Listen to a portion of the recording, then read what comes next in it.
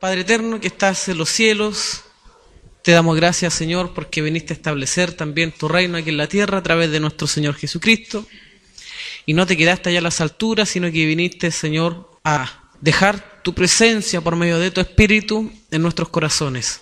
Padre eterno, agradecemos esa preciosa obra hecha por nuestro Señor Jesucristo, a quien diste en la cruz del Calvario, lo colgaste en ese madero y por medio de la muerte venció todas aquellas tinieblas que nos gobernaban, que nos llevaban cautivos hacia el pecado, y por ese sacrificio perfecto hoy tenemos entrada al lugar santísimo. No hay nada que nos estorbe, no hay nada que nos impida poder correr hacia el trono de la gracia, y eso es solo por los benditos méritos de nuestro Señor Jesucristo.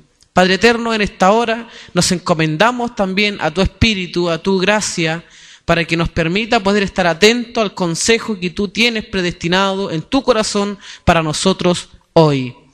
Entonces, Padre eterno, quisiéramos pedirte y te rogamos que tú permitas por tu Espíritu que se nos abran los ojos del entendimiento, que caiga el razonamiento de nuestros corazones y de nuestra mente, y que nos permitas hacer la obra y nos constriñas a hacer la obra que tú demandas de nosotros, que es creer. Empújanos a creer por tu Espíritu, empújanos, Señor, a madurar la fe en cada uno de nosotros. Sujetamos a todo espíritu contrario a tu reino que en esta hora tenga el propósito de estorbar y no dejar que la palabra haga lo que tiene que hacer con nosotros. Esos espíritus que estorban en nuestros pensamientos, que nos distraen para que no estemos atentos y concentrados a tu consejo, te rogamos en el nombre de Jesucristo que todo espíritu que no confiesa que Jesucristo ha venido en carne sea echado fuera. Coloca un campo protector en este lugar, Señor, para que podamos estar atentos a tu voz. Te rogamos que nos cerques, que nos protejas en esta hora. Padre amado, en el nombre de Jesucristo nos encomendamos a ti en esta hora. Amén. Gloria a Dios. Amén. Gracias, Señor Jesús. Si queremos entender nosotros y comprender la doctrina del Evangelio de Cristo, yo les comenté en algún momento que hay 4 epístolas que vamos a tener que revisar. Una de ellas es precisamente la que estamos revisando ahora, el libro de los Hebreos. Y una vez terminando con el libro de los Hebreos, automáticamente, inmediatamente vamos a continuar con las demás epístolas, que yo se acuerda que les dije que eran como las patas de una mesa, marcan el fundamento de la iglesia. Si nosotros queremos comprender la doctrina de nuestro Señor Jesucristo, vamos a tener que pedirle al Señor que nos permita entender todo lo que está encerrado aquí en estas 4 epístolas. El libro de Romanos, el libro de los Efesios, el libro de los Colosenses y el libro de los Hebreos son esas 4 patas de esta mesa que marcan el fundamento de la iglesia. Y el libro de Romanos, le decía a los hermanos, habla de la gloria del Evangelio de Cristo.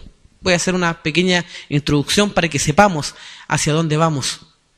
La gloria del Evangelio de Cristo desde la depravación del hombre, desde la inmundicia del hombre por causa del pecado, hasta la glorificación del hombre por causa de la nueva vida.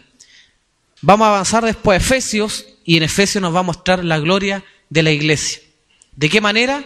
Desde el plan o la iglesia dentro del propósito eterno de Dios. Vamos a continuar después con Colosenses, que nos va a hablar netamente de la gloria de Cristo. ¿De qué manera? Cristo como la cabeza de la iglesia, no la cabeza del mundo. Él no tiene la intención de ser cabeza del mundo. Él solo se glorifica en su iglesia. Él no se glorifica en el mundo. Él se glorifica en su iglesia, como la cabeza de la iglesia. Y estamos ahora en Hebreo, que ya lo hemos dicho, y hasta el momento se nos ha mostrado la gloria de la carrera cristiana, desde su principio hasta el final.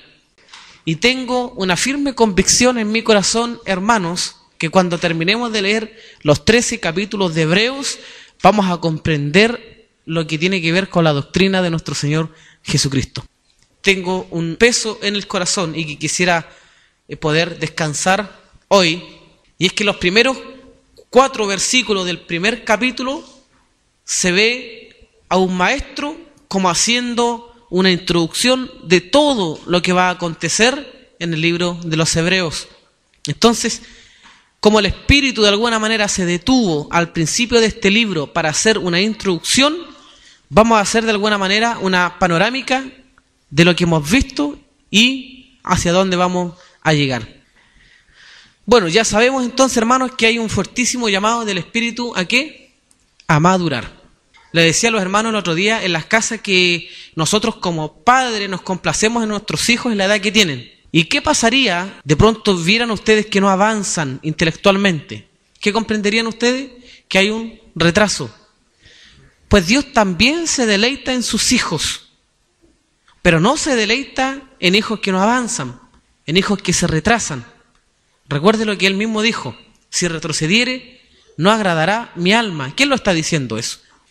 Hay un padre que no se deleita en los hijos que retroceden, porque el detenerse no es solamente un estancamiento. En el caminar cristiano, hermanos, no existe una paralización. Existe solo un retroceder o un avanzar. Entonces nosotros leímos que el que conmigo no recoge, desparrama. En el fondo, el que no avanza conmigo está retrocediendo. Dios no se complace, hermanos, de hijos que no avanzan, pero sí se complace en hijos que están avanzando hacia la madurez. Para poder hacerle de alguna manera esta panorámica del libro de los Hebreos, nos vamos a ir al corazón del libro de los Hebreos. Ustedes conocen el corazón de la Escritura, ¿cierto? Juan 3:16, ese es el texto central. Bueno, Hebreos también tiene un corazón y tiene el texto central, de donde nacen todas las ramas, es como un árbol. Y este sería el corazón o el tronco del libro de los Hebreos. Hebreos capítulo 13. Porque para entender ciertas cosas, hermanos, vamos a tener que leer muchas veces. Entonces, el que se nos abran los ojos del entendimiento tiene que ver con mucha lectura también. Si ustedes no tienen lectura, no van a poder ser abiertos o caer el velo de nuestro entendimiento. Porque el que lee entiende. Así que para que no haya un lenguaje desconocido, vamos a hacer un recorrido lo más general que podamos hacer. No lo vamos a hacer detalladamente, pero lo vamos a hacer bien general. Hebreos capítulo 13. Verso 22. Os ruego, hermanos, que soportéis la palabra de exhortación. Eso es. Ese, hermanos, es el corazón del libro de los Hebreos y que va a tener mucha relevancia con todos los temas que nosotros vamos a ir teniendo más adelante. Y es tal como lo muestra aquí el escritor. Os ruego, hermanos, que soportéis la palabra de exhortación. Eso quiero que quede grabado en sus corazones y en sus mentes. Más que lo otro que dice, pues, os he escrito brevemente, sino que es que soportéis la palabra de exhortación. En la epístola a los Hebreos vamos a encontrar 5 exhortaciones, que son exhortaciones progresivas, que a medida que nosotros vamos avanzando, vamos creciendo, vamos a tener un detener en el camino. Y en ese detener el camino se nos va a exhortar. Cada exhortación va a venir de acuerdo a un avance importante que el Señor nos permita vivir. Es como ver que el hijo va avanzando y de pronto detenerlo. Mire, yo sé que usted va creciendo, va avanzando, pero hay algo que necesito advertirle. Para que siga avanzando, no para detenerlo. Para que no se desvíe en el camino, para que no se deslice. Entonces hay 5 exhortaciones que no las vamos a ver ahora detenidamente, pero tengamos el lenguaje de que el libro de los Hebreos cuenta con 5 exhortaciones progresivas donde nosotros vamos avanzando, se nos exhorta. Y que van a hablar del progreso de la carrera cristiana, en este caso, de nuestra carrera. Somos nosotros los que estamos corriendo, somos nosotros los que estamos avanzando y desde la pequeñez hasta la madurez vamos a ser exhortados. Por eso es que dice el capítulo 13, os ruego, hermanos, que soportéis la palabra de exhortación. Y observa que dice solamente la palabra, no dicen las palabras de exhortación. 13 capítulos, una sola palabra. 13 capítulos en el libro de Hebreos, una sola palabra. 5 exhortaciones progresivas, pero es una sola palabra, la palabra de exhortación. Yo estuve revisando un poco el griego y el original de esa palabra donde dice allí, os ruego, hermano, que soportéis la palabra de exhortación. En el griego original dice paraklesis. Exhortación es paraklesis. ¿Y por qué paraklesis? La palabra paraklesis está compuesta de dos palabras, para y klesis. Para tiene que ver con un lado, como paralelo, es un lado de la línea. Y klesis es llamar. Entonces la palabra paraklesis nos va a decir llamar a un lado. Exhortación o paraklesis, nuestro lenguaje es exhortación, significa llamar a un lado. Pero llamar a un lado, ¿para qué? ¿O quién? Esa es la pregunta que podríamos hacernos. O dos preguntas. ¿Quién es el que llama a un lado? ¿O para qué se nos está llamando a un lado? Hay muchos que piensan que el libro de los Hebreos lo escribió el apóstol Pablo. Entonces podríamos asumir que el que nos está llamando a un lado es el apóstol Pablo. Aunque en realidad no hay evidencias de que fue el apóstol Pablo, evidencias concretas. Otros estudiadores dicen que es el hermano Lucas, y en realidad sí hay algunas evidencias de que pudo haber sido el hermano Lucas, pero tampoco hay algo concreto, definido, que se diga el autor de este libro es el hermano Lucas. Entonces, observen que de alguna manera se dejó una puerta abierta para no entender quién es el escritor. No se dejó una puerta abierta para imaginar quién escribió, sino que se dejó una puerta abierta para descartar a los que la escribieron. Leamos 2 de Pedro capítulo 1, versículo 20. Dice: entendiendo primero esto, que ninguna profecía de la Escritura es de interpretación privada.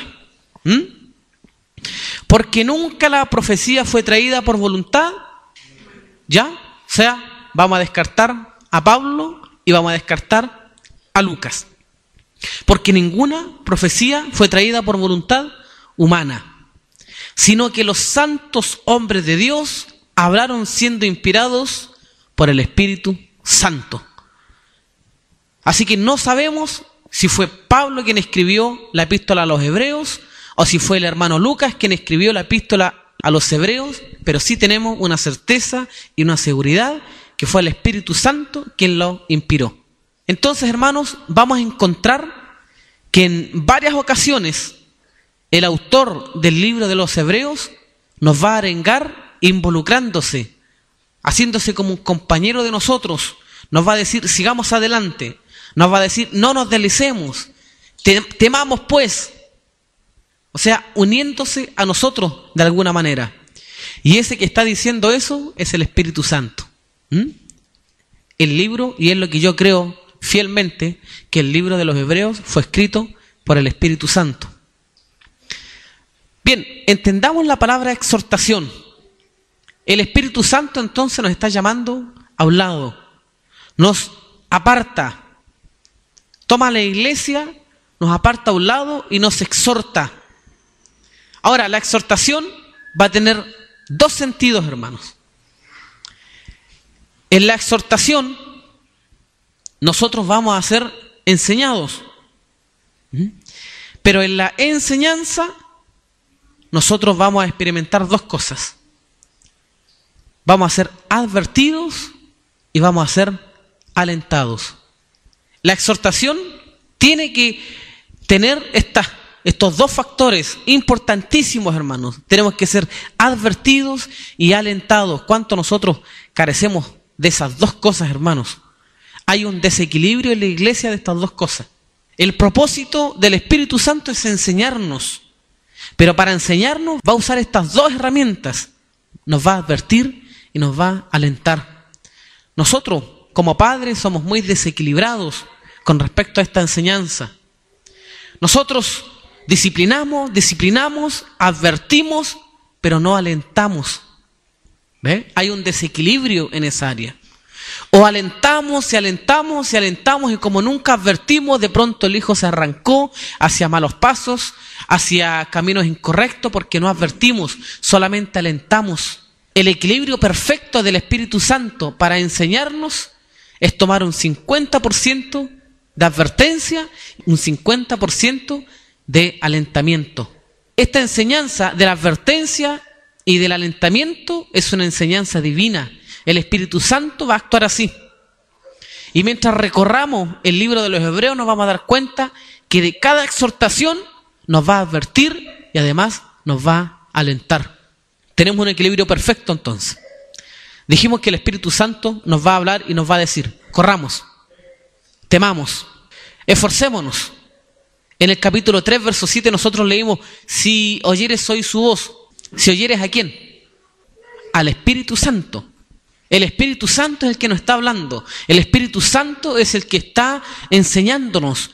¿Quién va a tener una tarea con nosotros de llevarnos de la pequeñez hacia la madurez? ¿Y por qué? ¿Qué problema tiene el Espíritu con que nosotros seamos niños? ¿Qué problema Él tiene con que nosotros nos mantengamos? A veces dicen, me gustaría que siempre se quedara así a los 3 años o 2 años con una ternura, pero no es así. Tenemos que ir avanzando hacia la madurez. Hablamos y dijimos que nuestro Señor Jesucristo viene a buscar una esposa madura, no una niña. En la niña hay mucha vanidad, hay mucho egocentrismo.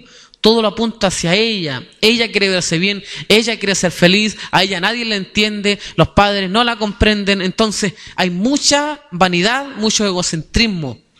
Entonces es necesario pasar de la pequeñez hacia la madurez. Todo está relacionado con el Espíritu en esta carta, hermano.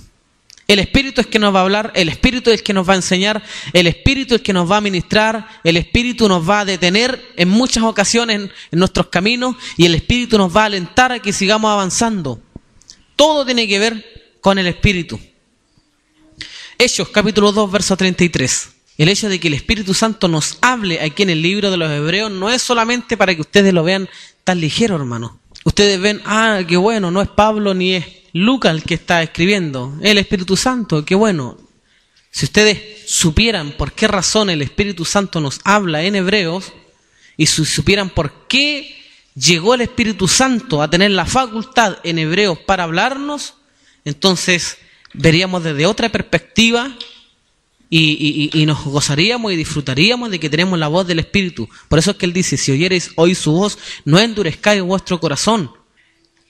Verso 33. Así que, exaltado por la diestra de Dios, fíjense, Jesucristo en una condición de exaltado, no solamente en la condición de hombre cuando estaba aquí en la tierra, sino que Cristo, exaltado por la diestra de Dios y habiendo recibido del Padre la promesa del Espíritu Santo, ¿sabe usted lo que significa que Cristo haya sido exaltado por la diestra de Dios?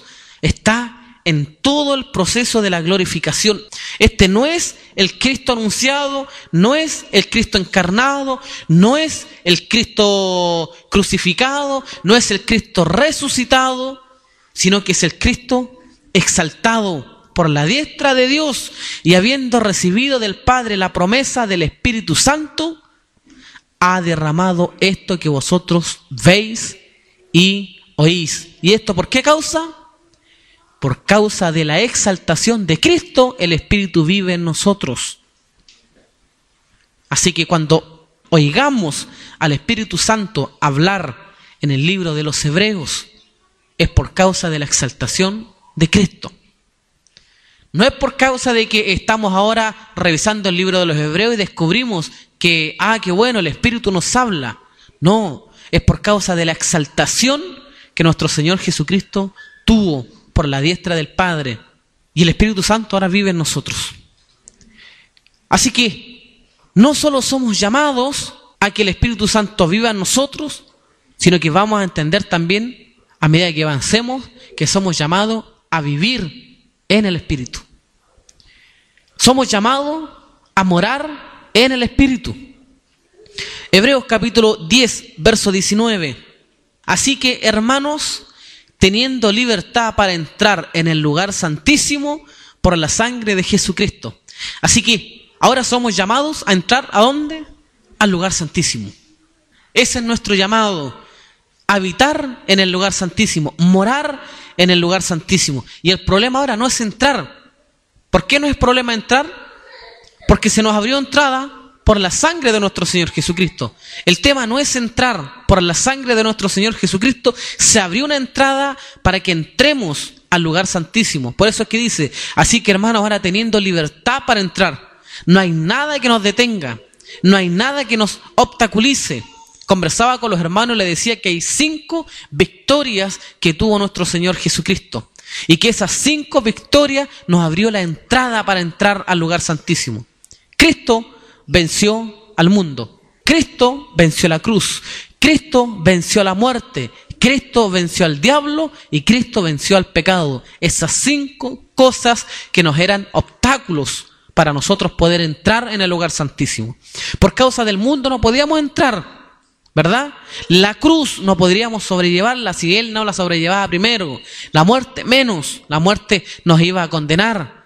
El diablo era nuestro acusador de día y de noche, pero fue quitado. Y el pecado, ustedes saben que es la simiente de la serpiente y Él le pisó la cabeza a esa simiente. Entonces, hermanos, ahora ya no hay obstáculos para que entremos en el lugar santísimo. No hay ninguna barrera, pero el tema es mantenernos allí. El tema va a ser permanecer. Y Hebreos va a llamar a este tiempo o este proceso de mantenernos allí como la perfección. Y mientras vamos siendo perfeccionados, permanecemos en el lugar santísimo. En Hebreos capítulo 7, el verso 11 va a decir, si pues la perfección fuera por el sacerdocio levítico, ¿qué necesidad habría aún de que se levantase otro sacerdote según el orden de Melquisedec y que no fuese llamado según el orden de Aarón? O sea, la ley no perfeccionó nada y el sacerdocio antiguo no perfeccionó nada y ningún sacerdote pudo mantenerse en el lugar santísimo porque tenían que ir rotándose. Así que entonces no lograron llegar a la madurez ni lograron poder ser perfeccionados. Entonces dice y va a decir Hebreos capítulo 7 verso 11, si pues la perfección fuera por el sacerdocio levítico, porque bajo ese sacerdocio se recibió la ley, o el pueblo recibió la ley bajo ese sacerdocio, ¿qué necesidad habría aún de que se levantase otro sacerdote? ¿Cuál es la necesidad entonces? La necesidad es que nosotros permanezcamos en el lugar santísimo siendo perfeccionados, pero no bajo cualquier sacerdocio. Entonces va a hablar de un nuevo sacerdocio según el orden de Melquisedec. ¿Y saben qué sacerdote? El hijo sacerdote. Ya no es cualquier sacerdote, sino que es el hijo sacerdote. A ustedes les va a llamar la atención en algún momento cuando nos introduzcamos de que cómo es posible de que un sacerdote se siente en el trono. Porque en el Antiguo Testamento habían 2 oficios, o era rey o era sumo sacerdote. Pero un sumo sacerdote jamás fue rey. Y un rey jamás pudo ser sumo sacerdote. Por eso es que se cuestionó a David cuando entró al lugar santo y tomó del pan de la proposición. Entonces, esos 2 oficios son separados. No puede ser una persona llevar esos 2 oficios. Pero el hijo sacerdote, que es nuestro Señor Jesucristo, es un sumo sacerdote que se sentó en el trono de Dios. Se va a hablar del hijo sacerdote, aquel que abrió un camino en el lugar santísimo, el que abrió un camino hacia el santuario de Dios, el que abrió un camino hacia la presencia de Dios o hacia la Shekinah de Dios donde los judíos querían entrar. Este hijo sacerdote abrió esa entrada y no solo para entrar, sino para permanecer en él. Hermanos, este es el alimento sólido. Yo no sé si usted se dio cuenta de que en el capítulo 5 habla de un alimento sólido. El verso 11, 12 y 13 va a hablar del alimento sólido. ¿Y cuál es el alimento sólido en Hebreos? ¿Usted nos ha hecho la pregunta? ¿Sabe usted lo que significa el alimento sólido? Y no vamos a conseguir verlo hasta que leamos y el Espíritu Santo nos quite ese velo de entendimiento. Porque el alimento sólido, dijimos, no son esas palabras duras que generalmente en las congregaciones se les da a la iglesia. Hoy día van a comer legumbres, le dicen, y vamos tirando sablazos para allá y para acá y hablando de la hermana y del hermano y indirectamente, si no dicen nombre y apellido para no comprometerse, pero saben los acontecimientos, los sucesos que están pasando y van y lanzan, y para ello eso es alimento sólido. pero ¿cuál es el alimento sólido? El alimento sólido que el escritor, en este caso de Hebreos, nos muestra. Y ese alimento sólido está en el capítulo 7, 8, 9 y 10. Y precisamente en el capítulo 7 nosotros íbamos a comenzar a ver lo que es el alimento sólido. El capítulo 7 va a hablar de un nuevo sacerdocio. Pero no puede haber sacerdocio sin un santuario. Es necesario que si hay un sacerdocio, haya un santuario.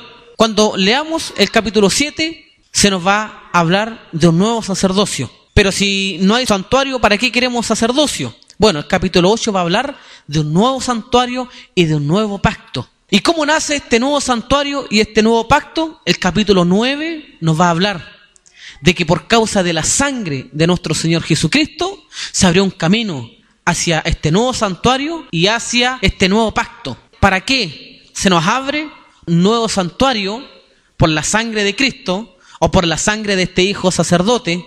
¿O cómo por el poder de la sangre se nos abre entrada? ¿Para qué se nos abre una entrada en este nuevo santuario y en este nuevo pacto? Y el verso 10 nos va a hablar de que es para que nosotros vivamos.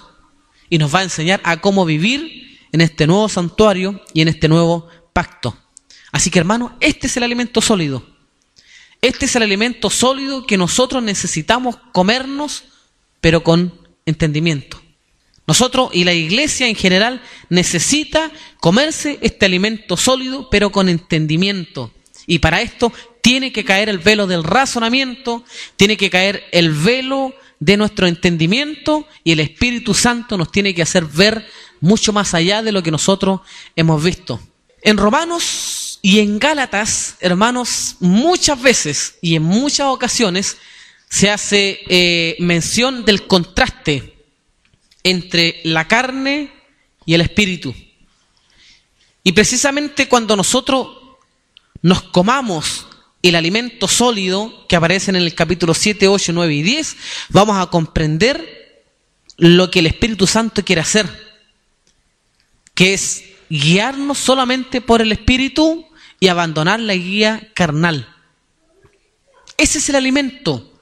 Una vez que nosotros comprendamos el objetivo de este nuevo santuario y de este nuevo pacto, el único propósito es que abandonemos la carne y comencemos a ser guiados por el Espíritu.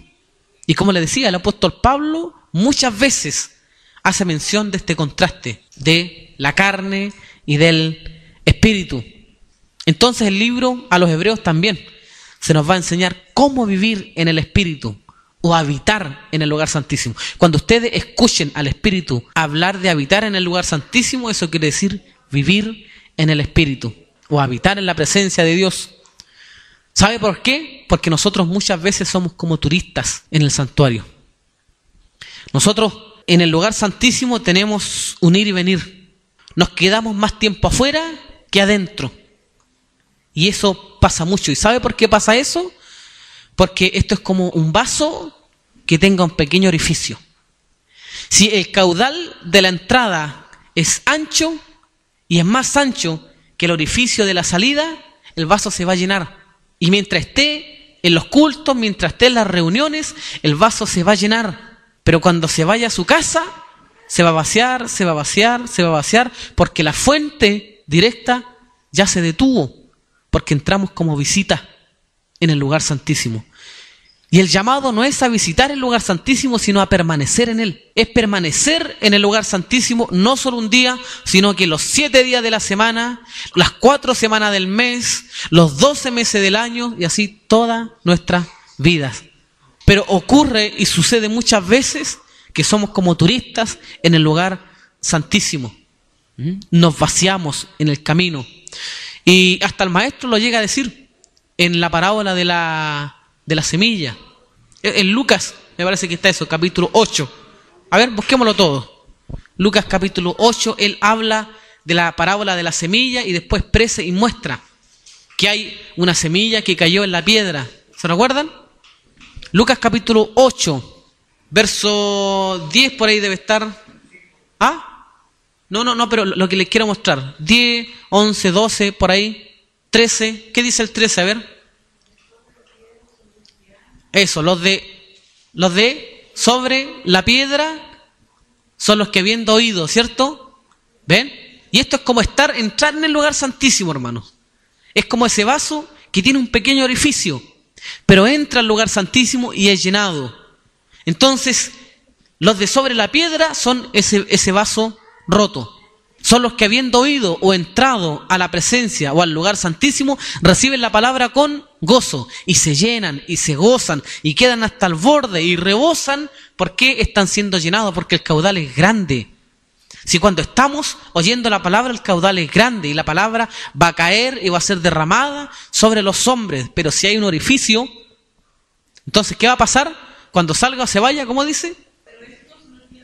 Ya, eso de que no tienen raíces es el orificio en el vaso. ¿Ya?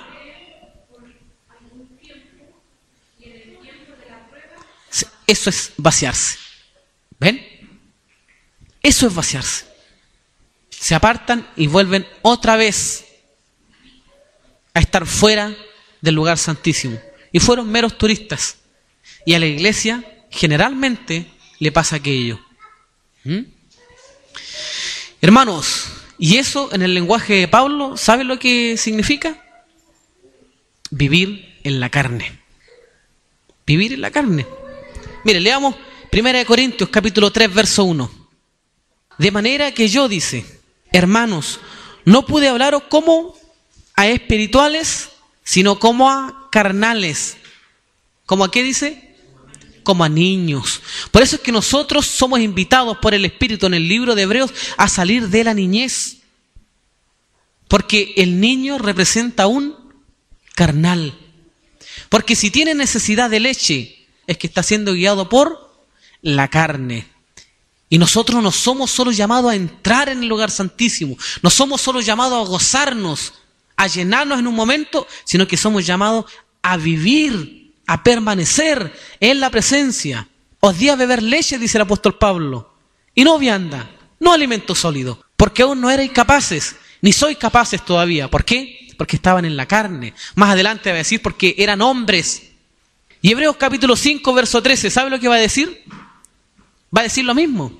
Y el Espíritu Santo usó a Pablo y el Espíritu Santo nos habla acá. Hebreos capítulo 5, verso 13 va a decir, y todo aquel que participa de la leche es inexperto en la palabra de justicia. ¿Por qué? Porque es niño. ¿Y por qué es niño? Porque es carnal.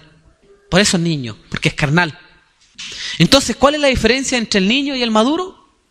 En que el niño es guiado por la carne y el maduro es guiado por el Espíritu. Esa es la gran diferencia. El ser niño es andar en la carne y el ser maduro es andar en el Espíritu. El niño anda en la carne. ¿Sabe por qué? Porque el niño solo conoce el ambiente de la carne. El niño tiene una carnalidad. ¿Se ha fijado que en el niño no hay un lenguaje nosotros? En el niño solo es yo. Por eso es que nosotros batallamos con el egoísmo del niño. El niño tiene intereses propios. El niño le mete las manos al bolsillo al papá y le dice, ahí tenéis plata. No sabe el esfuerzo que hay detrás de todas esas cosas. Ve solo lo que necesita en el momento para él. Ese es el ambiente del niño, es la carne. No conoce otra cosa. ¿Y sabe qué? No podemos asimilar andar en la carne con cosas de lascivia, con cosas de degeneración, de depravación. Andar en la carne tiene que ver con ser guiado por los sentidos. Tiene que ver con ser guiado por las emociones, por lo humano. Eso es carne. El apóstol Judas va a decir que los sensuales son los que no tienen el Espíritu. Los sensuales, los que andan en la carne, son los que no tienen el Espíritu. O sea, lo que quiere decir que la sensualidad no tiene que ver con erotismo, sino que para él la sensualidad tiene que ser con no ser guiado por el Espíritu. Y nosotros muchas veces pensamos que la carnalidad tiene que ver solo con inmundicia. Pero en la carne nosotros deseamos cosas. En la carne nosotros anhelamos cosas. Y comenzamos a usar nuestros sentidos. Y cuando comenzamos a usar nuestros sentidos, tal como el apóstol Pablo va a decir en algún momento, no quiero que vuestros sentidos sean extraviados, así como fueron extraviados los sentidos de Eva. Eva caminó conforme a sus sentidos. todo tenía que ver con los ojos. El fruto era agradable a los ojos, tenía buen gusto, lo palpó, lo tocó.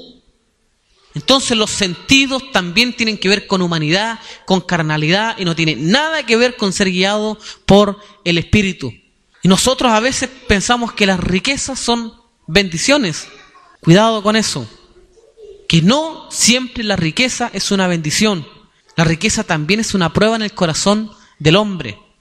Y los que caminan de acuerdo a sus sentidos no van a lograr percibirlo espiritualmente y van a ver una bendición, y en el fondo era una prueba. Proverbios, hermanos. Proverbios capítulo 30, verso 8. Vanidad y palabra mentirosa, aparta de mí. No me des pobreza ni riqueza. Manténme del pan necesario, no sea que me sacie y te niegue y diga, ¿quién es el Señor?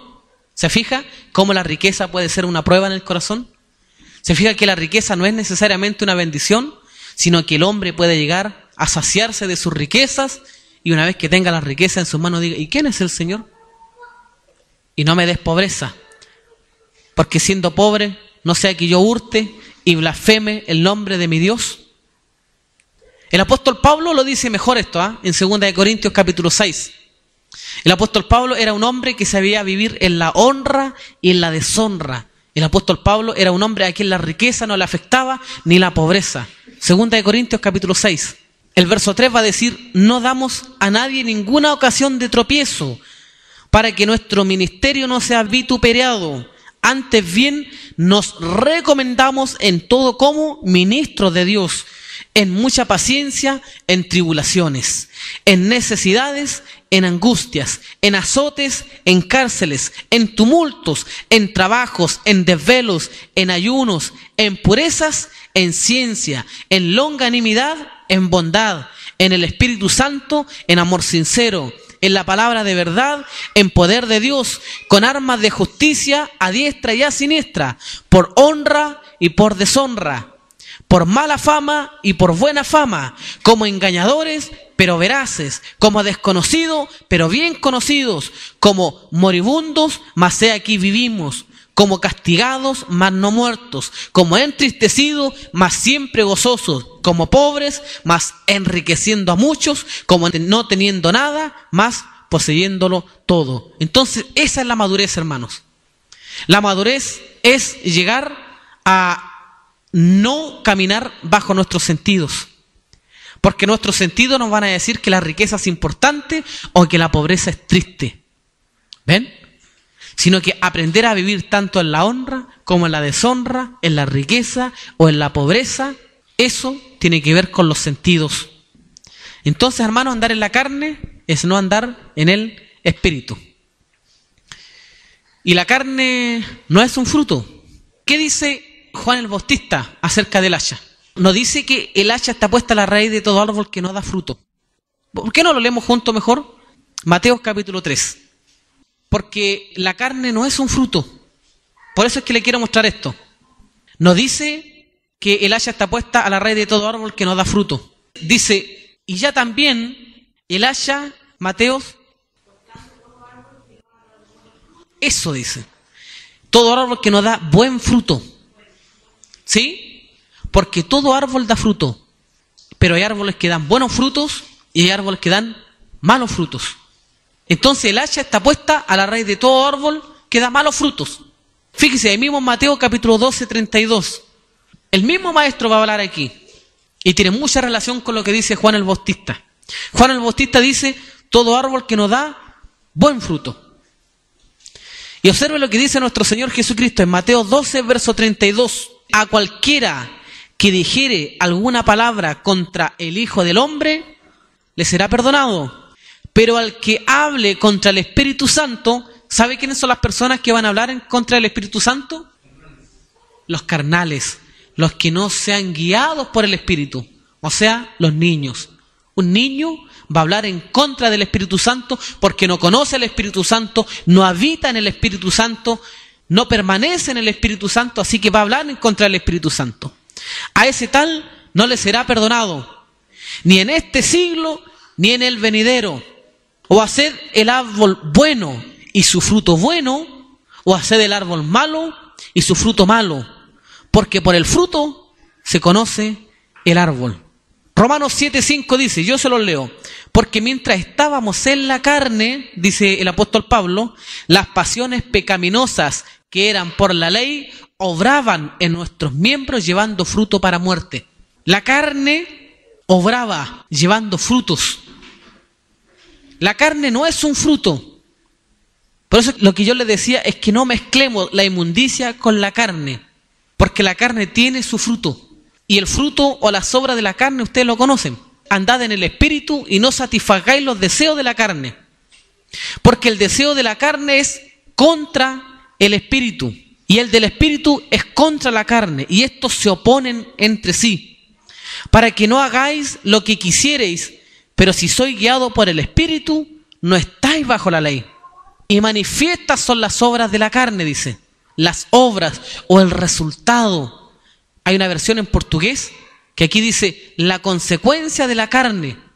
No dice las obras de la carne, sino que dice la consecuencia de la carne es, y comienza a enumerarla: adulterio, fornicación, inmundicia, lascivia, idolatría, hechicerías, enemistades, pleitos, envidias, contiendas, disensiones, herejías, homicidios, borracheras, orgías y cosas semejantes a estas, acerca de las cuales os amonesto, como ya os lo he dicho antes, que los que practican tales cosas no heredarán el reino de Dios, mas el fruto del Espíritu es gozo, paz, paciencia, benignidad, bondad, fe, mansedumbre, templanza.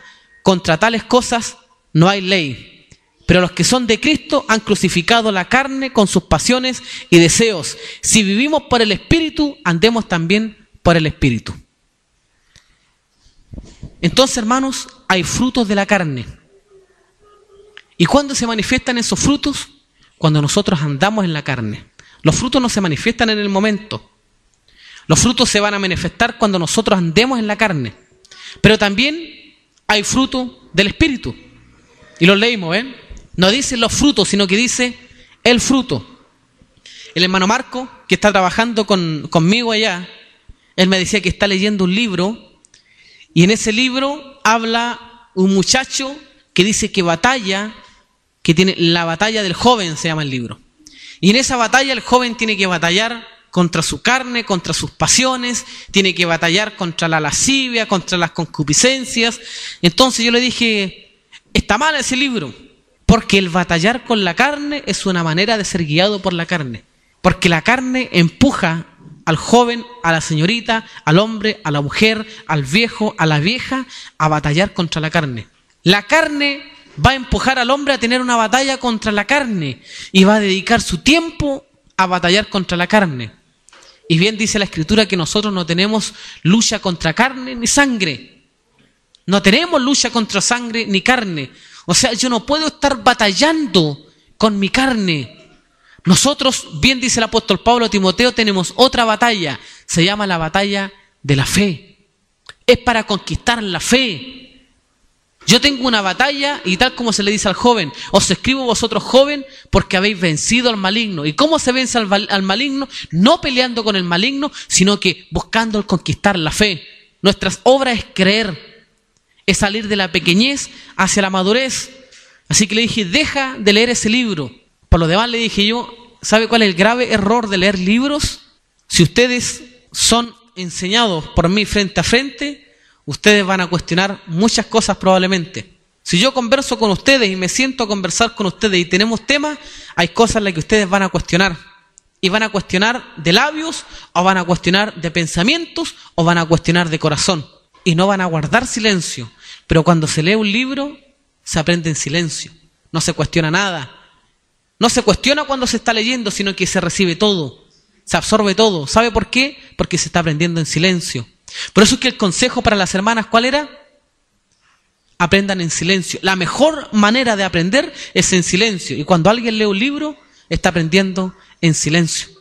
Así que le dije, llega a quemar ese libro. No sé si lo habrá hecho.